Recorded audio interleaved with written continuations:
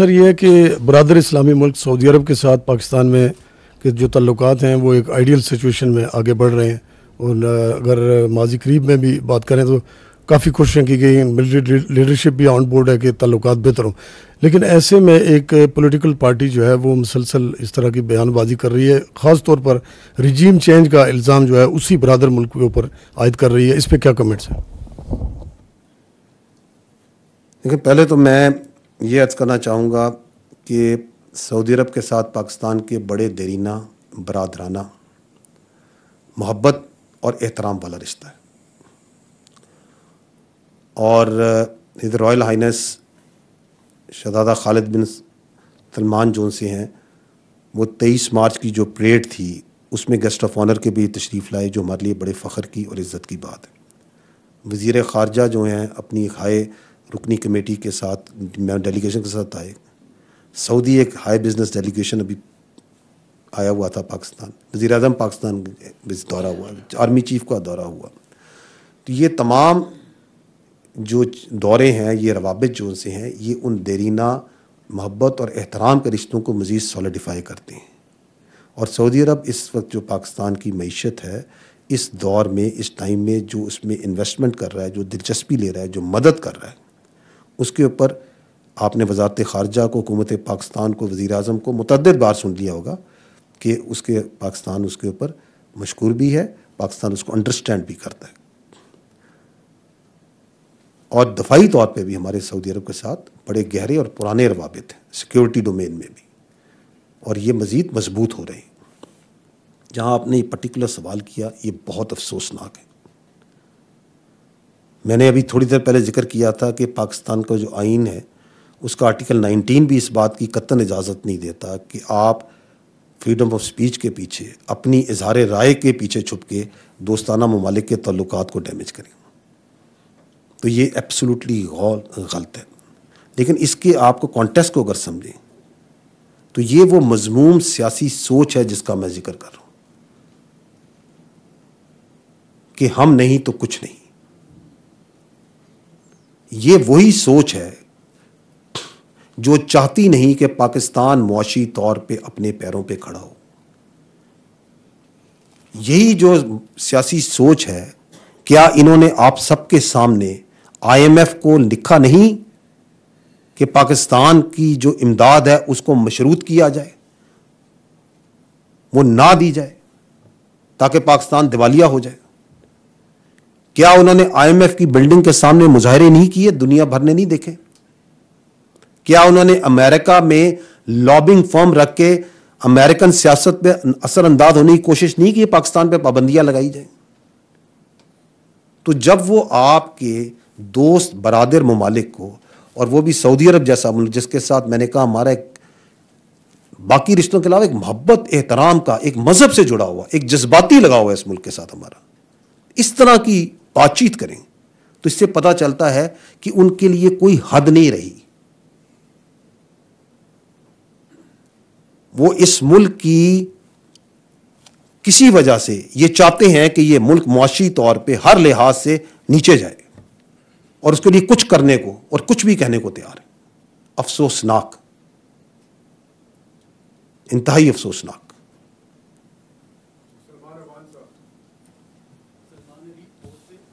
میرا آپ سے سوال ہے کہ گزشتہ 1.5 سال سے، خاص طور پہ جب سے طالبان افغانستان میں آئے ہیں، ہم نے دیکھا کہ پاکستان میں ٹیررزم بہت زیادہ بڑھا ہے. خاص طور پر آپ نے ذکر کیا بشام کے حملے کا، کہ وہاں پر جو حملہ آور تھا وہ بھی افغانی تھا، جو گاڑی آئی وہ بھی افغانی تھی. تو یہ جو ہمارا بارڈر مینجمنٹ کا سسٹم ہے، جس میں ہم نے بہت لمبی چوڑی فینسنگ کی ہے، ہم نے فورٹس بنائے ہیں، ہم نے پوسٹ بنائی ہیں، تو اور آپ بتا رہے ہیں کہ جو بارڈر کراسنگ کا سسٹم ہے اس کو بھی ریگولرائز کیا گیا ہے. تو یہ سارا سسٹم جو ہے کیا کام نہیں کر رہا؟ اس میں فلاز ہیں یا ہمارا سسٹم جو ہے کچھ ابھی اس کو مزید اپ گریڈ ہونا ہے؟ تو جو بارڈر مینجمنٹ کا سسٹم ہے، جو فینسنگ ہے، یہ ٹیررسٹ کو، انفلٹریشن کو کیوں نہیں روکنے پا رہی؟ اور دوسرا آپ نے بات کی تھی 9 مئی کے کانٹیکس کے اندر کہ جو ایک مخصوص سیاسی ٹولہ ہے اس کو شے ملتی گئی، پارلیمنٹ پہ حملہ ہوا، سپریم کورٹ پہ حملہ ہوا، PTV پہ حملہ ہوا، اور پھر ہوتے ہوتے 9 مئی ہو گیا. آپ نے شے دینے کا ذکر کیا، تو اگر جوڈیشل کمیشن بنتا ہے تو آپ آئیڈینٹیفائی کریں گے کہ وہ شے دینے والے کون تھے، اور شے دینے والوں کو بھی کیا سزا ہونی چاہیے؟ Thank you. Let me first come to the Afghan جو آپ نے بات کی بارڈر پہ ٹیررزم کیوں بڑھ رہی ہے. دیکھیں پاکستان اور افغانستان کی جو سرحد ہے یہ 2611 کلومیٹر پہ محیط ہے. یہ بڑی ایک دشوار گزار ٹیرین ہے اور ملٹیپل بالاند و بالا پہاڑ بھی ہیں, نالے بھی ہیں, گارجز بھی ہیں, اس کے اندر میدان بھی ہیں. اور اس کے اوپر حکومت پاکستان نے, افواج پاکستان نے بڑی یہ قابل ستائش ہے کہ اپنے وسائل سے اس کے اوپر باڑ لگائی, اور اس پہ ابھی ایک جو قلعے جو میں نے آپ کو اپڈیٹ دیا وہ بھی مناسب فاصلوں پہ موجود ہیں. اور اس کی جو ڈویڈنڈز ہیں وہ یقیناً لیے جا رہے ہیں, because that helps to control the movement also. آپ کو میں نے جس طرح بتایا کہ کچھ عرصہ پہلے افغان جو ٹیررسٹ آئے تو جب وہ باڑ کو کاٹ رہے تھے تو دے ور انگیجڈ, اور وہ وہاں پہ دہشت گرد جو سے ساتھ جو سے وہ ادھر ہی انگیج ہوئے اور مارے گئے, بیکاز وہ ایک بیریئر بن جاتا ہے. پرابلم یہ ہے کہ افغانستان کی طرف سے جیسے آپ نے خود بھی کہا کہ جب سے انخلا ہوا ہے نیٹو فورسز کا, وہاں پہ جو ٹی ٹی پی کو فیسیلیٹیشن ہے, ٹیررزم فیسیلیٹیشن ہے, بڑھتی جا رہی ہے. تو that is why more and more وہاں پہ جو ہے وہ تشکیلیں جو سی آتی ہیں.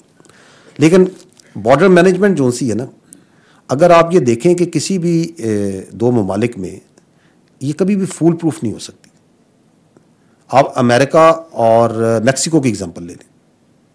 امریکہ کے پاس تمام وسائل ہیں, ٹیکنالوجی ہے, لیکن سٹل جو ان کا بارڈر ہے اس کو وہ یہ نہیں, وہ خود بھی کلیم نہیں کرتے کہ وہ جو ہے وہاں پہ کوئی انلیگل کراسنگ یا موومنٹ نہیں ہوتی یا کوئی اسمگلنگ نہیں ہوتی. ٹھیک, تو یہ ضروری نہیں کہ you have all you put the walls also, اور آپ نے وال بھی کھڑی کر دی, آپ نے ٹیکنالوجی بھی ساری لگا دی, ساری مانیٹرنگ بھی لگا دی, سینسرز بھی لگا دیے, تو پھر بھی موومنٹ انلیگل ہوتی ہے. دوسرا یہ ہوتا ہے کہ جو بارڈر ہوتا ہے یہ اس کی مینجمنٹ میوچل ہوتی ہے, دو یک طرفہ نہیں, یہ دو طرفہ ہوتی ہے. دونوں ممالک کے درمیان جو بارڈر ہوتا ہے وہ both have to invest themself, اور بوتھ کی کمٹمنٹ ہونی چاہیے کہ اس بارڈر کو کی سینٹٹی جو ہے اس کو ہم برقرار رکھیں گے, وہاں پہ اسمگلنگ نہیں ہونے دیں گے, وہاں پہ انلیگل موومنٹ نہیں ہونے دیں گے, صرف کراسنگ پوائنٹ سے ہی ہیلپ ہوگی.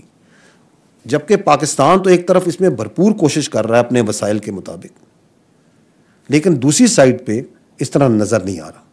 بلکہ انفارچونیٹلی کبھی کبھار تو شواہد ملتے ہیں کہ وہاں سے اسمگلنگ کو اور جو دہشت گردوں کو فیسیلیٹیٹ کیا جاتا ہے موو کرانے میں. اور تیسرا جو ایشو ہے وہ یہ ہے کہ دیکھیں other than this border there are crossing points. Decade سے جو ہمارا اور افغانستان کا جو موومنٹ کا طریقہ تھا وہ انفارمل تھا. یہ اب سیکورٹی ایجنسیز نے اور حکومت نے جو سا ہے بڑا فرملی اس کے اوپر جو دنیا کا مروجہ طریقہ ہے پاسپورٹ کا, ویزا کا, ون ڈاکومنٹ رجیم, اس کو لاگو کیا ہے.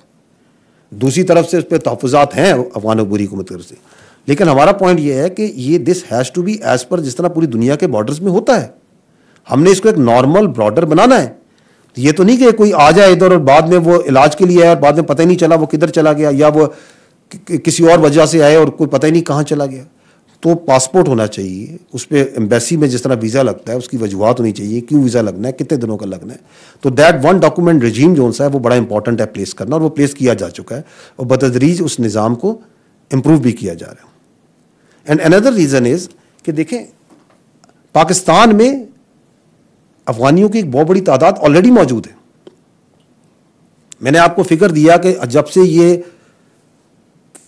سیکورٹی ایجنسیز نے اور حکومت نے یہ مہم چلائی کہ اللیگل افغانس کو نکالیں, تو اس کے بعد سے ہم تقریباً 5,63,000 سے زائد افغانیز کو وہاں سے جا چکے ہیں, پاکستان جا چکے ہیں, لیکن ابھی بھی لاکھوں کی تعداد میں یہاں موجود ہیں. پروف آف وہ ریزیڈنس ہے, افغان سٹیزن شپ اسٹیٹس ہے, مختلف اسٹیٹس میں اللیگل بھی ابھی موجود ہیں. تو یہ اس کے اوپر بھی جو سا ہے ان کے سرویز ویئر آر دے, اور وہ کسی اور ملک کی طرح نہیں یہاں پہ پھیلے ہوئے ہیں, مختلف شہروں میں پھیلے ہوئے ہیں. So there are multiple issues. It's not so simple کہ جی آپ نے ایک باڑ لگا دی تو ابھی جو سی ہے کراس بارڈر موومنٹ رک جانی چاہیے, اور کیوں آ رہی ہے. باڑ بالکل اپنے بڑے فائدے دے رہی ہے, اور اس کی وجہ سے آپ کی یہ جو کراس بارڈر موومنٹ ہے بڑی چیک ہوتی ہے, بڑی ریگولیٹ ہوتی ہے, اور اس سے ہماری انگیجمنٹ ان کے ساتھ بہت اچھی, جو دہشت گرد جو انلیگل آتے ہیں. اور اسمگلنگ کے اندر بھی آپ دیکھیں اسی باڑ کی وجہ سے ہی تو ہے کہ آپ دیکھیں کتنی اسمگلنگ کے اوپر جب اینٹی اسمگلنگ ڈرائیو ہوئی تو کتنی زیادہ اس میں وہ کامیابی بھی ملی ہے لا انفورسمنٹ ایجنسیز کو قانون نافذ کرنے والوں. ٹھیک. تو آپ کا دوسرا سوال جو سا تھا کہ جوڈیشل کمیشن بنتا ہے, تو یہ مفروضوں پہ سوال ہے. جوڈیشل کمیشن بنتا ہے, اس کے ٹی او آرز کیا ہوتے ہیں, کیا مینڈیٹ بنتا ہے. میں نے تو آپ سے عرض کی کہ ہم یہ چاہتے ہیں کہ اگر پہلی بات تو یہ ہے کہ یہ چیز تو جو 9 مئی کا ہوا وہ تو روز روشن کی طرح آیا ہے. کیسے ہوا, کیسے کروایا گیا, اس دن کیا ہوا. آپ کو میں نے یہ بھی کہا کہ جو باقی ممالک میں اس طرح کے واقعات ہوتے ہیں تو ان کو اس طرح لمبا نہیں کھیلا جاتا, وہاں پہ کمیشن یا بحث مباحثے نہیں پڑ جاتے. آپ کے سامنے ہے, ملزمان ہے, جو آپ کا ایگزسٹنگ کرمنل سسٹم ہے اور جو آپ کا ایگزسٹنگ جو پروسیکیوشن سسٹم ہے اس میں ان کو پروسیکیوٹ کریں, آئین اور قانون کے مطابق سزائیں دیں اور آگے بڑھیں. اس میں ابہام کیا؟ اگر جوڈیشل کمیشن بنانا ہے تو پھر اس چیز پہ بنائیں کہ یہ دن ہم پہنچے کیوں ادھر, یہ ہو کیسے گیا. یہ بڑی یونیک چیز ہے, دنیا میں کس ملک میں ہوا.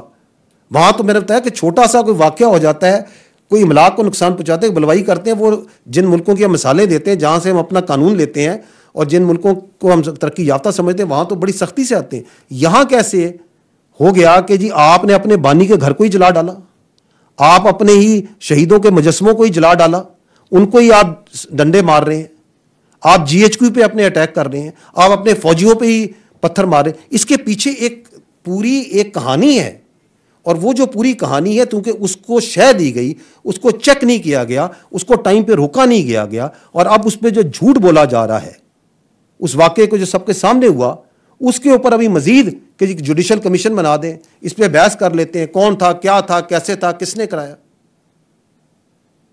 تو میں تو یہ عرض کر رہا ہوں کہ اس کا کوئی فائدہ نہیں ہے. لیکن اگر بنانا ہے then go back, then find out کہ یہ کس طریقے سے یہ برائی یہاں تک کیسی پہنچی.